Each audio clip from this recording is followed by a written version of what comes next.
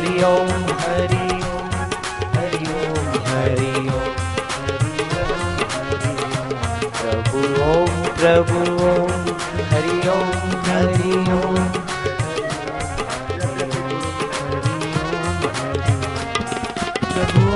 प्रभु ओम मेरे ओम प्यारे ओम। भाग्य की बात है हरि हे भोजू हरि ओम हरि मेरा ओम सारा घर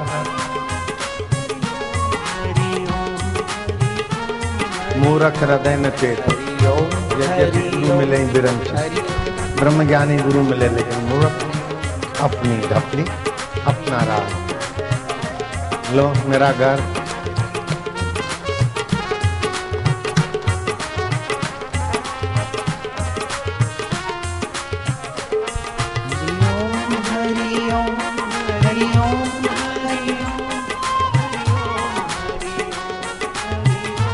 खोल दो।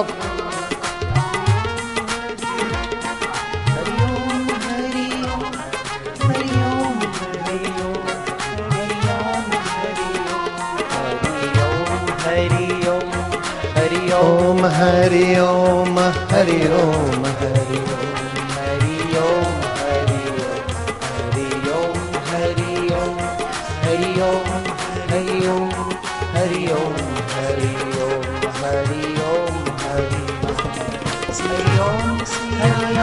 सिया राम सिया राम सिया राम सिया राम सिया राम सिया राम हरि ओम हरि ओम हरि ओम हरि ओम हरि ओम हरि ओम हरि ओम हरि ओम हरि ओम हरि ओम हरि ओम हरि ओम हरि ओम हरि ओम हरि ओम हरि ओम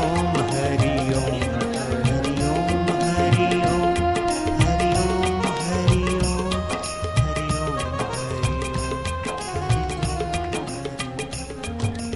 नारायण नारायण नारायण। बनो बनायो खेल बिगड़ रहे रे गजब भयो रामा जुलम भयो रे आए। मेरा घर सारा चौपट हो गया। अब कहाँ जाइए? देखो कल तो कैसा था और आज घर मेरा है। भगवान क्या मुकद्दर है अपनी। बनो बनायो खेल बिगड़ रहो रे गजब भयो रामा जुलम भयो रे।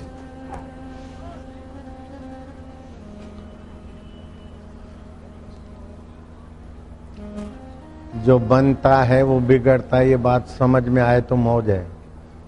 लेकिन बना बना के फंस जाते, आसक्ति हो जाते, इसीलिए रोना पड़ता है। सबसे निकट में निकट भगवान है और दूर तो इतने हैं कि बाबा कोई चीज इतनी दूर नहीं जितने भगवान दूर है। दूर में दूर हैं तो भगवान है और हाजरा हजूर हैं तो अंतरात्मा राम है। भगवान जैसा कोई निकट नहीं हो सकता और भगवान जैसा कोई दूर भी नहीं हो सकता। देखो बोलते ही घर चौपट कर दिया। बनाने में तो देर लगाते बेटे, चौपट करने में धबाधब। देखो बाबा लोग कुछ आशीर्वाद करो हमारा घर बच जाए। साधु महाराज कुछ आशीर्वाद करो घर बच जाए। देखो चौपट हो रहा है, हमारा घर चौपट हो रहा है। अब क्या करेंगे? ये क्या जादू है घर चौपट होने का?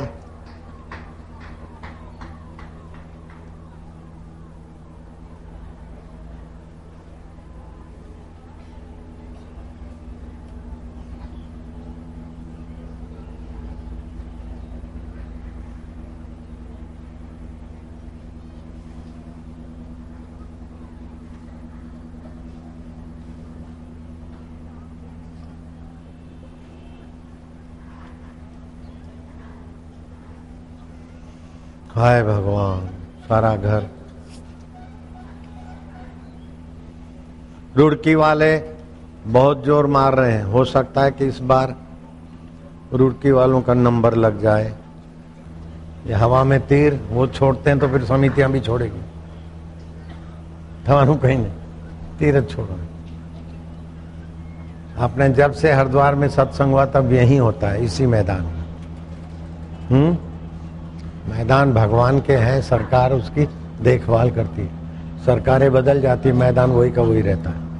कोई भी सरकार होती है तो हम इसी मैदान में करते हैं, नहीं करते हैं क्या? यूपी में मैदान देने की आनाकानी की, वो सरकार चली गई, लेकिन हमारा सत्संग तो उसी मैदान में हुआ। हेलीकॉप्टर उतरने की परमिशन नहीं दे रहे थे, वहीं हेलीकॉप्टर उतरा और मैडम उतर गई कुर्सी से। जोगी रे क्या जद हुए तेरे समिति वालों में। इटावा में परमिशन नहीं दे रहे थे हेलीकॉप्टर उतरने की, तो 2 उतरे, देखते रह जाओ। एक खराब हो गया था तो दूसरा भी आया वो।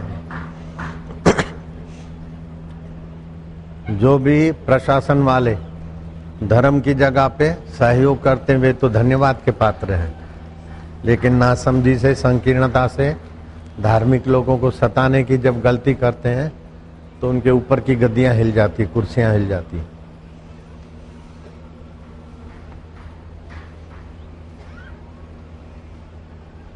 ऐसा मदन मोहन मालवीय जी ने नेहरू के कंधे को हिलाते हुए कहा कि देखो प्रयागराज में ब्रिटिश शासन ने बंदिश डाली, कुंभ के मेले में मिलिट्री का और पुलिस का पहरा रखा, गंदा पानी है, नहीं नहाएगी पब्लिक, ये नहीं करेगी।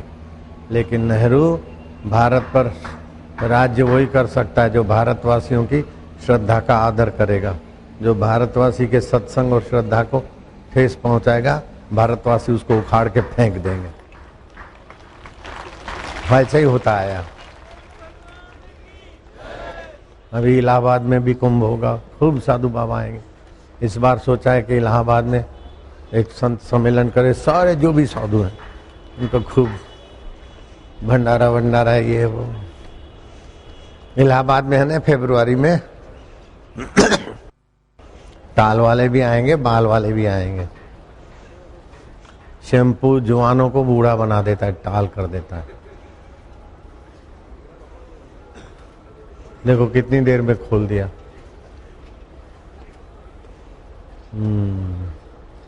अब छोड़ो, ये नहीं खोलना, ये नहीं खोलना, धूल उड़ती है, मत खोलो। ये साधु संतों के ऊपर धूल उड़ेगी।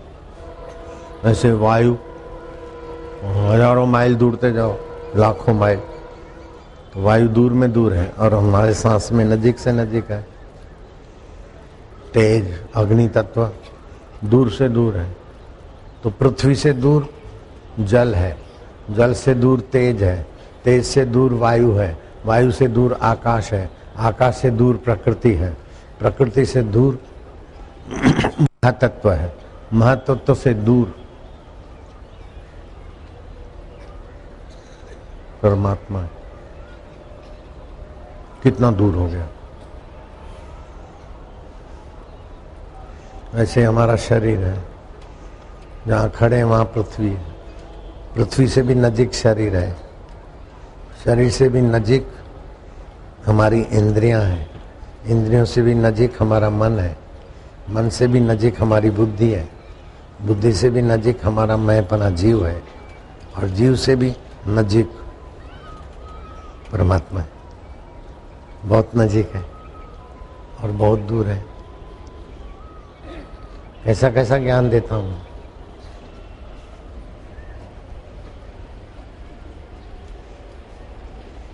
भाग्य फूटा मूर्ख हृदय न चेत, यद्यपि गुरु मिलाई ब्रह्म ज्ञान।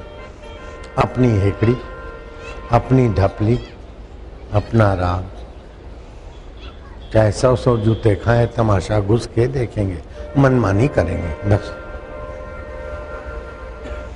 अपने मनमानी करो तो 10,000 जन्म में भी मन के चुंगल से नहीं निकलेंगे। निकलेंगे निकलेंगे।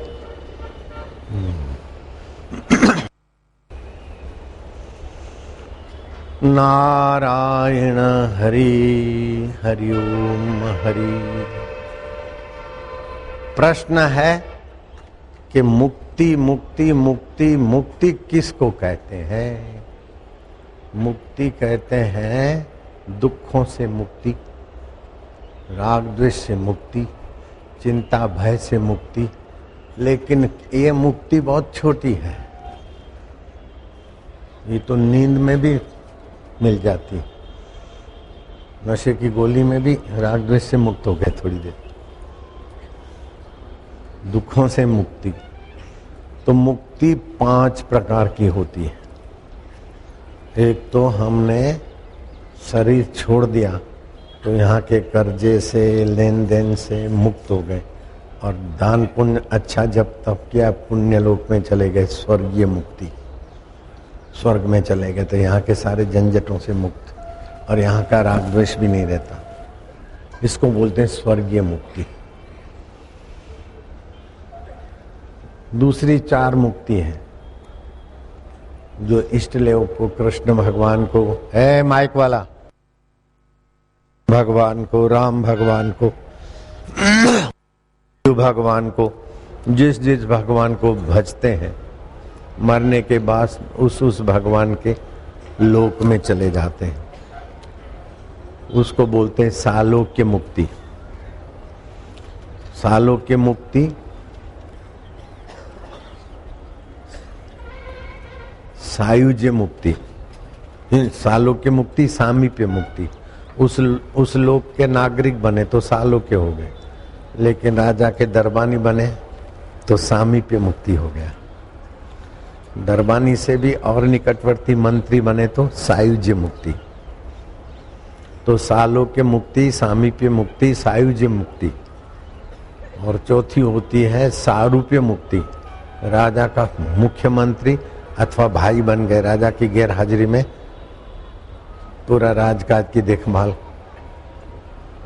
तो सालोक्य मुक्ति, सामीप्य मुक्ति, सायुज्य मुक्ति, सारूप्य मुक्ति, ये इष्ट देव के लोकों में मिलती है।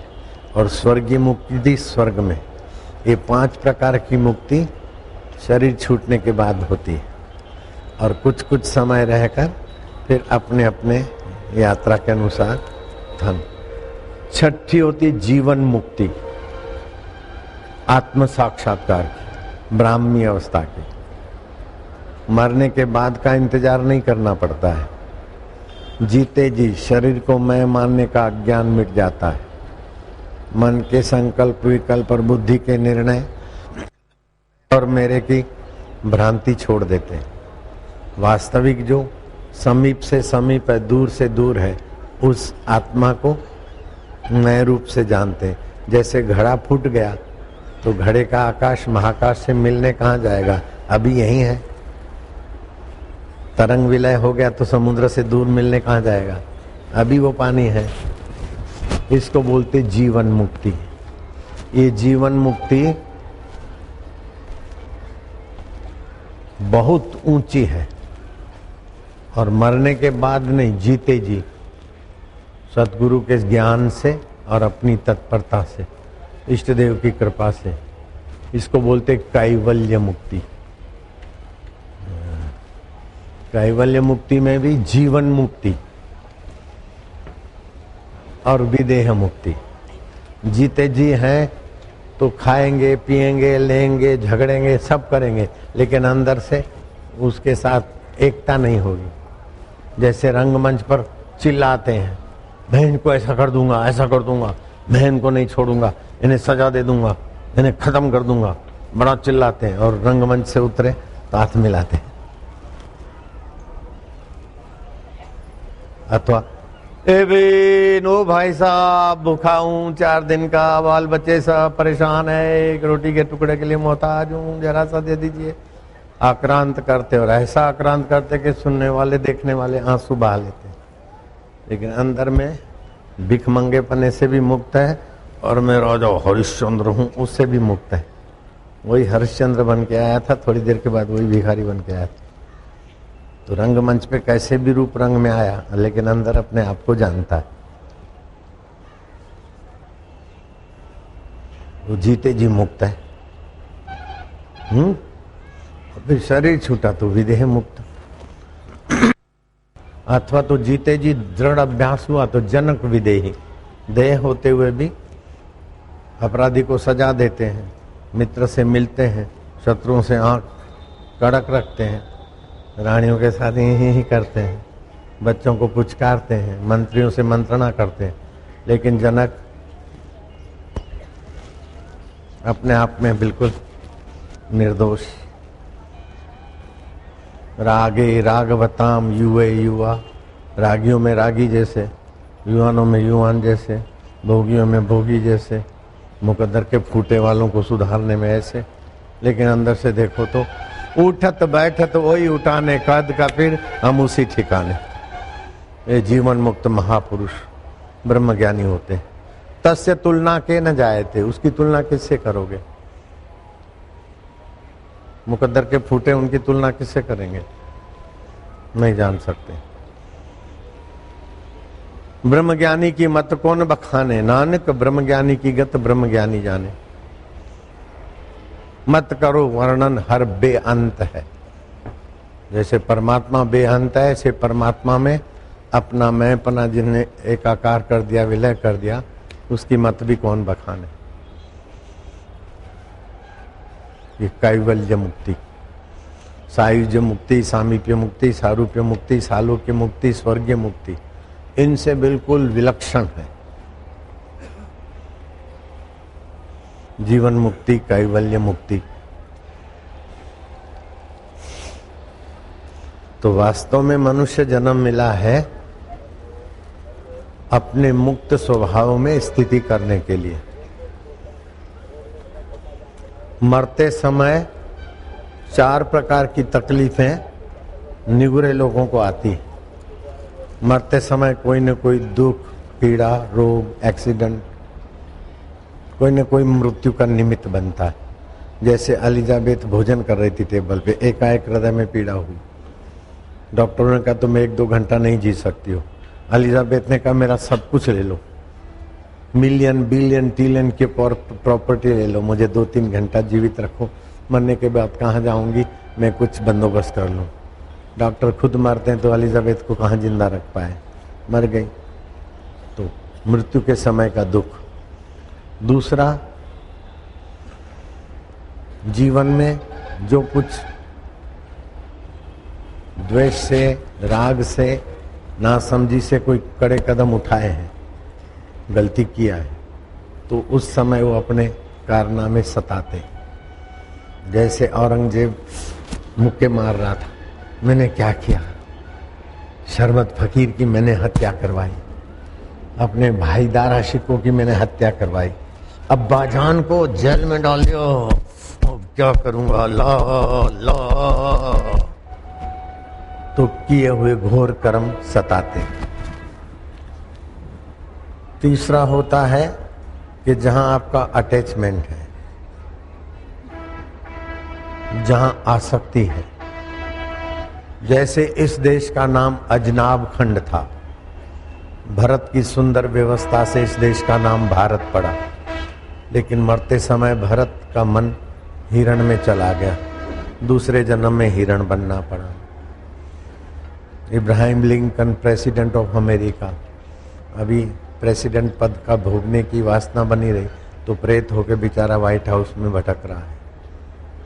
तो जाते समय आपकी कहीं आसक्ति तो नहीं है। बड़े प्रसिद्ध अच्छे संत थे, घटित घटना है अयोध्या जी में।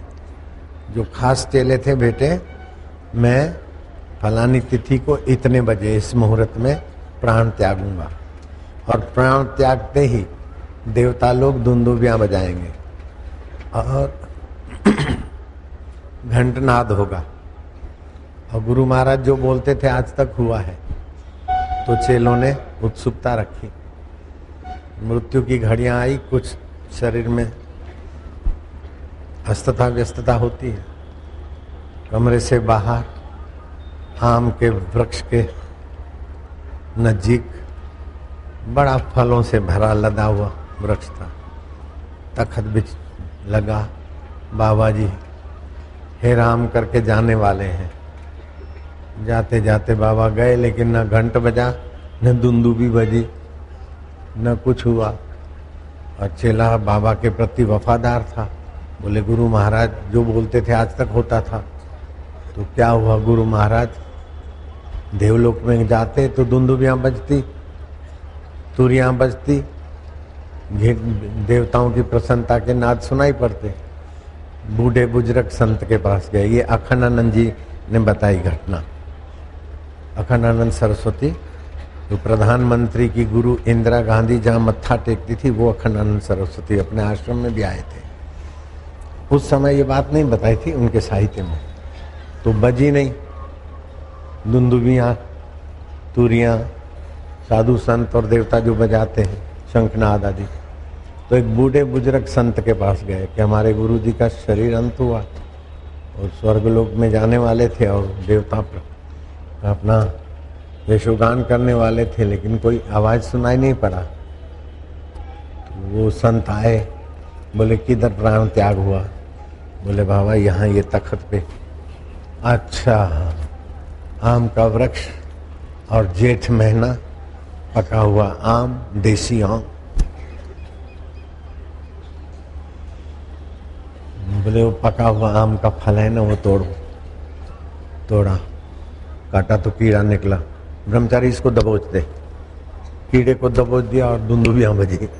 जाते जाते आम में मन लग गया तो बाबा जी आम का स्वाद लेने के लिए कीड़े की योनि में आए।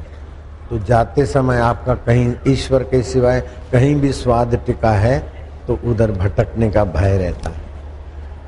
तो जन्मते समय पीड़ा का दुख, कोई गलत काम किया तो उसके आत्मा अशांति का दुख, कहीं आसक्ति है तो उधर आने का दुख। चौथा दुख होता है मरने के बाद कहाँ चले जाएंगे कोई पता नहीं। जब घर से इधर आए तो बाद में कहाँ जाएंगे प्लानिंग बन जाती। घर से इधर आए तो कैसे कैसे आएंगे, किसके थ्रू आएंगे, क्या होगा, होता है। एक दिन ऐसा आएगा कि जाने के बाद कौन कहाँ ले जाएगा कोई पता नहीं। ऐसी लाचार अवस्थाएं चार आती है। जिनके जीवन में सत्संग नहीं और गुरु दीक्षा नहीं, उनको इन चार मुसीबतों का सामना करना पड़ता है। मेरे पिताजी बड़े जमींदार थे और बड़े दबंग थे, और मेरी माँ बहुत गरीब घर से आई थी और बड़ी भोली भाली। बाघ और बकरी, एक तरफ बघेड़ा मोटा ताजा और एक तरफ बकरी, ऐसा था मेरे माता पिता का जीवन। बहुत भोली भाली पति परायण। मेरे बाप की जब अंतिम यात्रा हुई, बीमार पड़े रहे थोड़े दिन। आज कौन सी तिथि है? बोले आज तो षष्ठी है। बोले अच्छा। फिर 2-4 दिन बोले अभी 11 हो गई। बोले नहीं, आज 10 है। उसे करते करते पूनम की प्रभात को, मेरे भाई का नाम जेठा था, जेठाना, जेठे माँ, बड़ा दबंग था पिताजी। उनकी आवाज से बहुत कुछ लोग हो जाए। जेठे माँ, ओ जेठे माँ, रात को 3 बजे जेठे को बुलाओ, गाय के गोबर का गौमूत्र का लेप करो, मेरे को उधर नीचे सुलाओ। बोले आप क्या करते? बोले अब क्या करते मत करो जल्दी।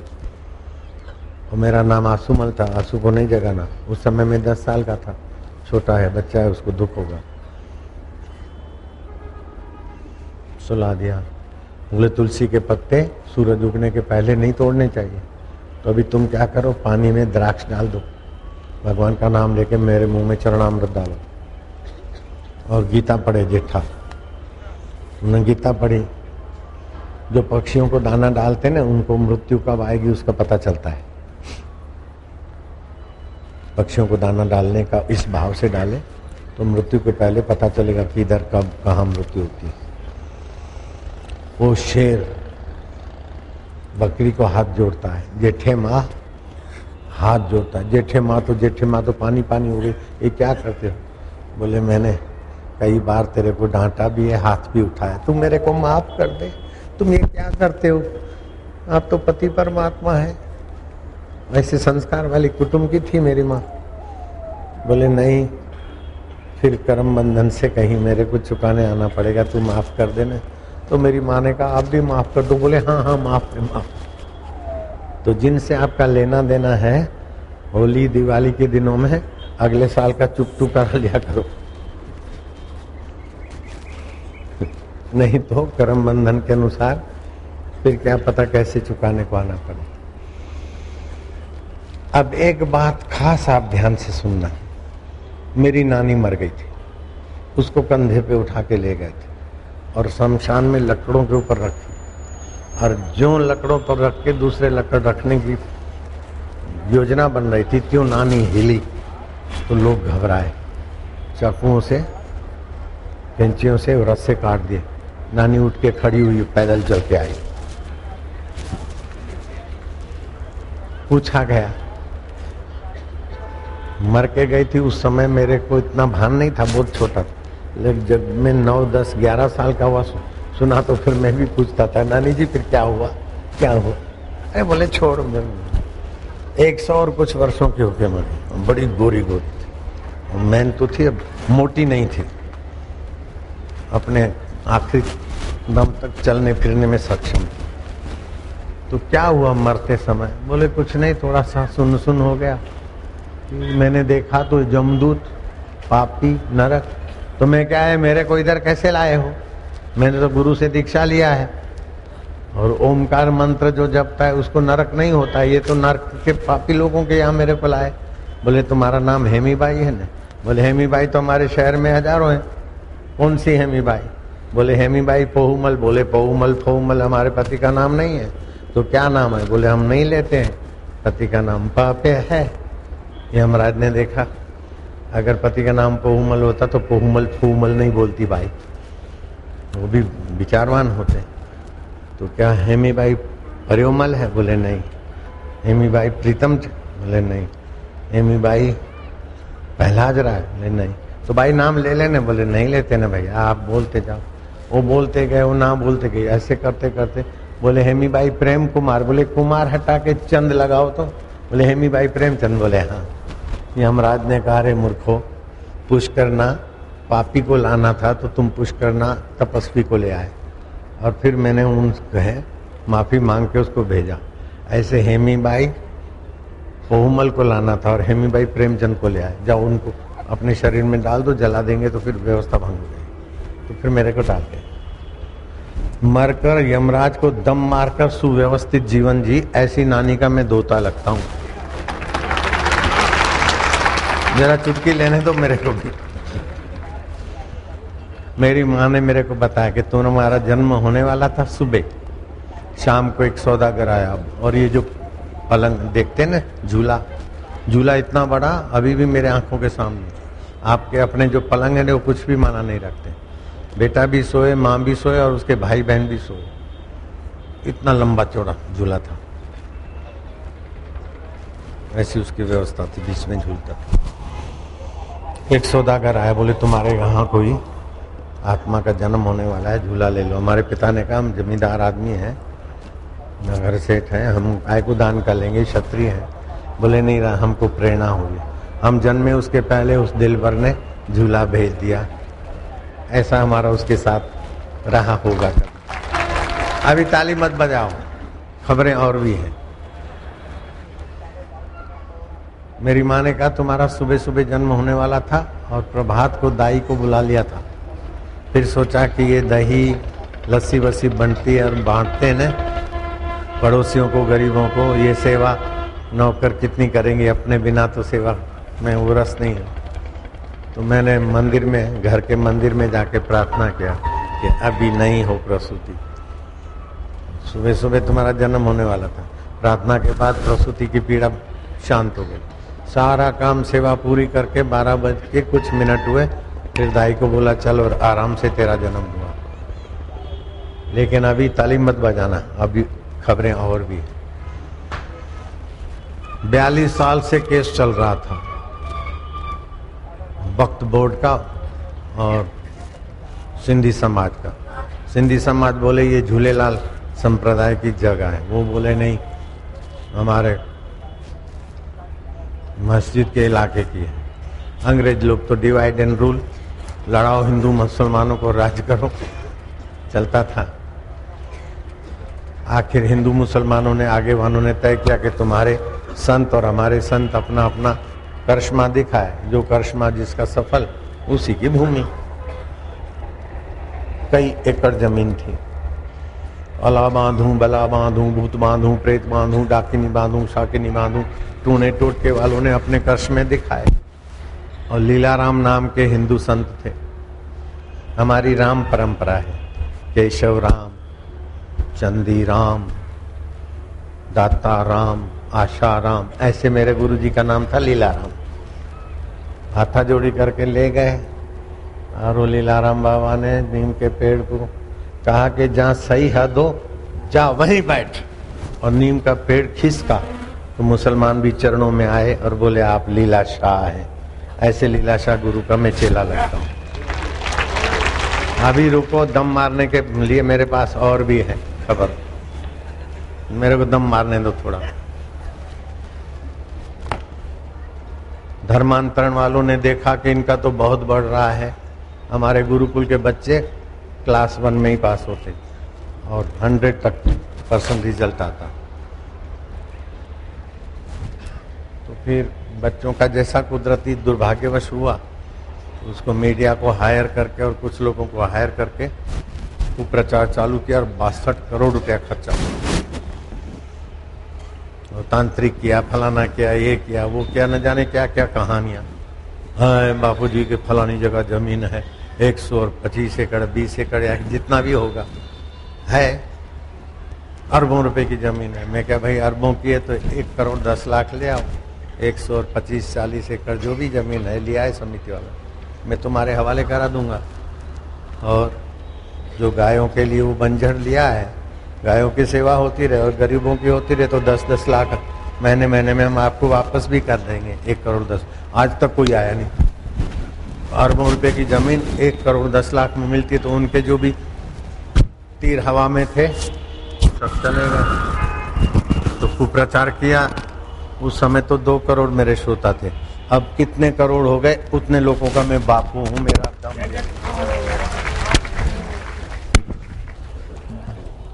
मैंने दम मारने की मेरे पास व्यवस्था।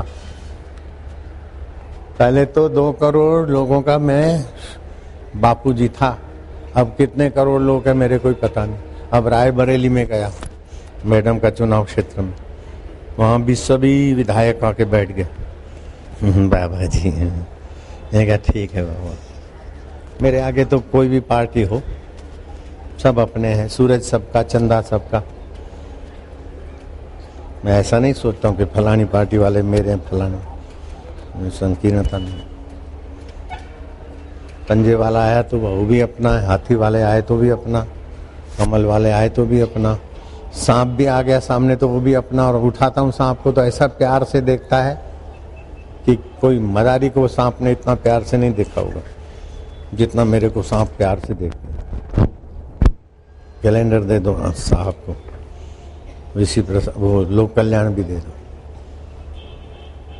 तो प्रेमा भक्ति का और भगवान के अस्तित्व का जितना आपका दृढ़ निश्चय है, उतनी आपकी साधना और जिंदगानी जल्दी से रसमय होती।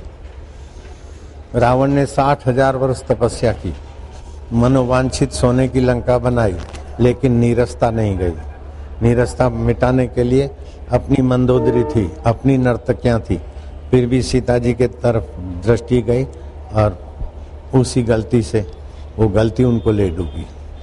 तो नीरस व्यक्ति ही पान मसाले से रस चाहता है, नीरस व्यक्ति ही चैनलों की अदला बदली से रस चाहता है। तो वास्तव में आपका असली जो आत्मा है रस स्वरूप चैतन्य की तरंग है। तो जब तक उसे रस नहीं मिला, सच्चा सुख नहीं मिला, तब तक देखने का, सूंघने का, खाने का, सेक्स का, इस सुख के पीछे संसार में जीव बेचारा भटकता है। संसार के सुखों का संयम से उपयोग करे और रस परमात्मा कले, मुक्त आत्मा महात्मा हो जाएगा, जीवन मुक्त हो जाएगा। स्वागत है आपका। नारायण हरि। आज तो कई लोग निकल गए, ये आखिरी सत्र है, थोड़ा प्रश्न उत्तर कर लेंगे। जिसको आध्यात्मिक प्रश्न कोई पूछना होगा 10-5-15 मिनट में। सांप कैसा टेढ़ा मेढ़ा होकर रूबरू होता है,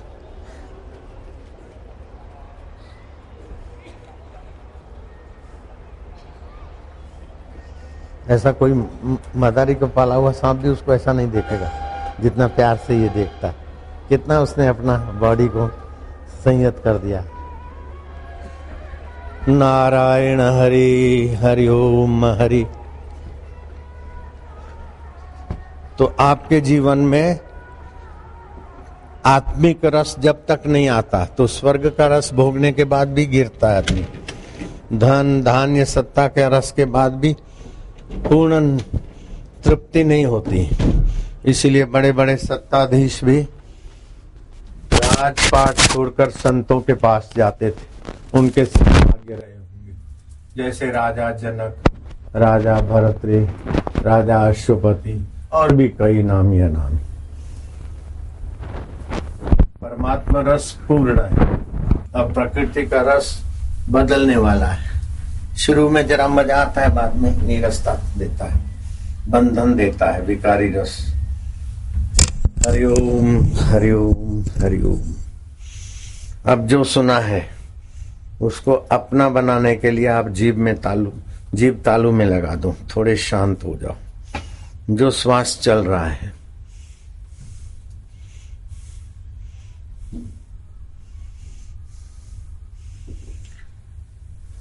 प्रोफेसर सत्येंद्र मिश्रा, कुलपति आयुर्वेद विश्वविद्यालय उत्तराखंड के, ये मेरी बात जल्दी समझ पाएंगे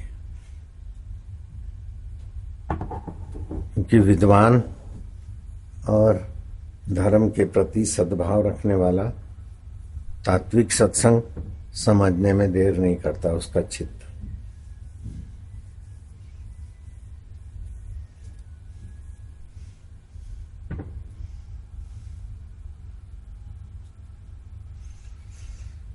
नारायण हरि हरि ओम हरि हरि ओम हरि। श्री कृष्ण कहते हैं, ये शाम त्वंतगतम पापम, जिसके पापों का पाप वासनाओं का अंत हो जाता है। जनानाम पुण्य कर्मणाम, जिसके पुण्य कर्म जोर मारते हैं। ते द्वंद्व मोह विनिर्मुक्ता, द्वंद्व ये करूं कि ये करूं, ये भगवान बड़ा कि वो भगवान बड़ा, प्रवृत्ति करूं कि निवृत्ति करूं, आत्मज्ञान पाऊं कि लोकांतर में जाने वाली साधना करूं, ये द्वंद्व से वो पार हो जाते हैं, दृढ़ निश्चय कर लेते हैं परमात्मा को जानने। ते द्वंद्व मोह विनिर्मुक्ता भी उपसर्ग है, ठीक तरह से मुक्त हो जाए। भजनते माम दृढ़ व्रता, अपने जीवन में दृढ़ व्रत होगा तो अपने आप पे श्रद्धा होगी। जितनी अपने आप पे श्रद्धा होगी उतनी ईश्वर पे भी होगी, उतनी शास्त्र और सिद्धांतों पर भी होगी। अखंडानंद सरस्वती, उनके पास एक साधु बाबा आए, बोले महाराज 1.25 करोड़ पार्थिव शिवलिंगों की स्थापना की, ओम नमः शिवाय मंत्र से मैंने उनकी पूजा उपासना की, बहुत समय से करता हूं लेकिन कोई अनुभव नहीं हुआ। ऐसा सोचकर एकांत में बैठा था और मैं जानता हूं, विद्वान थे, कुलपति तो नहीं थे लेकिन संस्कृत के जानकार थे कि शब्द के पीछे उसका अर्थ होता है और शब्द का अर्थ और आकृति निहित होती है। ऐसा वैशेषिक शास्त्रों ने माना है, वल्लभाचार्य ने माना है, अमुक अमुक पौराणिकों में भी ये बात की पुष्टि हुई। तो मैं जप करता हूँ ओम नमः शिवाय और उपासना करता हूँ और कोई फल नहीं।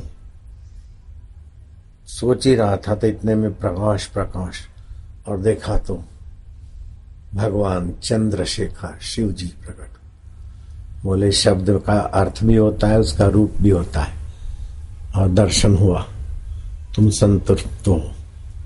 लेकिन शब्द और रूप जैसे आके चला जाता है, उस गहराई में जाना ये जीवन मुक्ति का रास्ता सर्वोपरि है।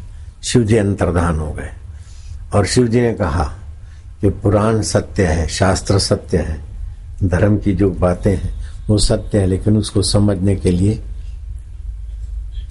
श्रद्धा, तत्परता, और संयम जितना तीव्र होगा उतना जल्दी उनकी सत्यता का दर्शन होता है। तो आपने जो सत्संग सुना या जो जब ध्यान करते, जो गंगा माई को गोता मारते गंगा माई, उसका फल तो होता है, लेकिन आप जैसी कल्पना करके फल देखना चाहते हैं वो ऐसा उसके अनुसार नहीं होता तो लगता है कि अरे कुछ नहीं हुआ, फिर भी होता है। ध्यान योग शिविर चल रही थी अहमदाबाद आश्रम में। अब तीसरा दिन हुआ, मैंने कहा जिसको जो अनुभव हुआ, तो किसी ने कुछ बताया। एक कलेक्टरों की बदली करने वाला सचिवालय का कोई सचिव था, वो खड़ा हो गया, बोले बाबा जी मेरे को कोई एक्सपीरियंस नहीं हुआ। मैं क्या कोई अनुभव नहीं हुआ तो आप 3 दिन तक मिट्टी में आम आदमी के साथ धक्का धक्की में बैठ के भोजन करना और धक्का धक्की में बैठना 3 दिन तक क्यों बैठे रहे? बोले अच्छा लगता है अच्छा लगता है। तो सचिवालय की पोस्ट है, सचिव है, कलेक्टरों की बदली करने का बड़ा पोस्ट है, कलेक्टर भी तुम्हें सलाम मारे, तो वो छोड़ के इधर बैठे हो तो अच्छा लगता है। तो ये सुविधा का अच्छापन नहीं है, ये चिन्मय तत्व के तरफ आपका चित्त जा रहा है, उसका अच्छापन है। बाहर से जो ऑफिस में, घर में या आपके जहां भी रहते हो वो सुविधाएं यहाँ नहीं हो सकती, फिर भी सारी असुविधाएं मान अपमान सहकर आप इधर बैठे, अच्छा लगता है। इसको बोलते चिन्मय सुख। भले थोड़ा सा आया, चिन्मय सुख बढ़ते बढ़ते चिन्मय शांति और चिन्मय रस और चिन्मय तत्व का साक्षात्कार होता है। तो जिसको आप बोलते कोई अनुभव नहीं हुआ, फिर भी अनुभव है ये कि आप 4 दिन से लगातार आ रहे हैं। अब थोड़ी देर के लिए प्रश्न उत्तर का अवसर देते।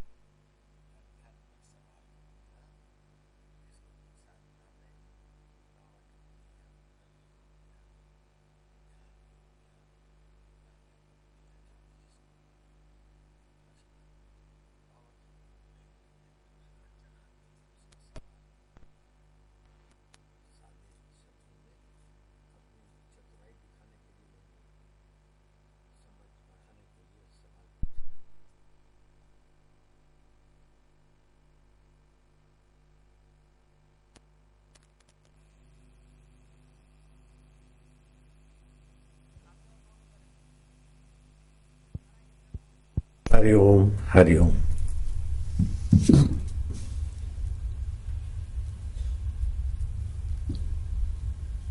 है कोई सवाल वाला? नहीं तो मैं आगे का कार्यक्रम शुरू करता हूं। किसी को प्रश्न नहीं है ना?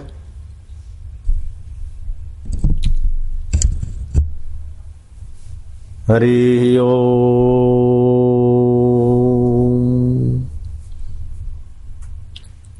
प्रश्न है तो जल्दी बोलो, समय बहुत कीमती है।